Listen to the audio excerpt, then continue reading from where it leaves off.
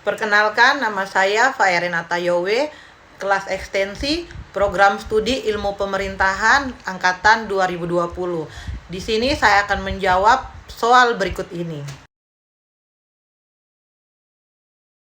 Yang pertama, tujuan dan manfaat mempelajari perencanaan wilayah dan kota, yaitu agar kita bisa belajar banyak hal tentang perencanaan suatu wilayah, mulai dari wilayah industri, pemukiman, tempat umum, transportasi, saluran air, dan lain sebagainya, dan memahami bahwa pembangunan yang direncanakan juga harus sesuai dengan kondisi sosial, budaya, dan perekonomian masyarakat sekitar.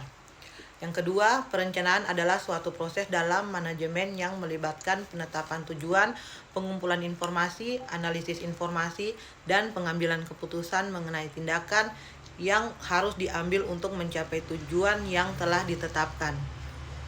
Yang ketiga, menurut John Glasson, meninjau pengertian wilayah dari sudut subjektif dan sudut objektif.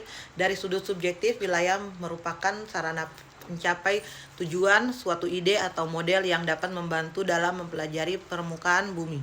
Wilayah merupakan suatu metode klasifikasi dalam memisahkan sifat-sifat areal atau permukaan bumi, karena satu-satunya daerah alamiah tempat manusia bermukim adalah permukaan bumi.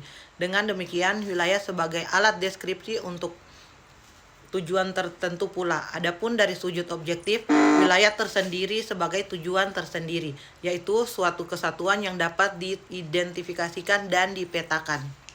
Menurut Hanafiya, unsur-unsur ruang yang terpenting adalah jarak, lokasi, bentuk, dan ukuran atau skala. Artinya, pada setiap wilayah harus memiliki keempat unsur tersebut.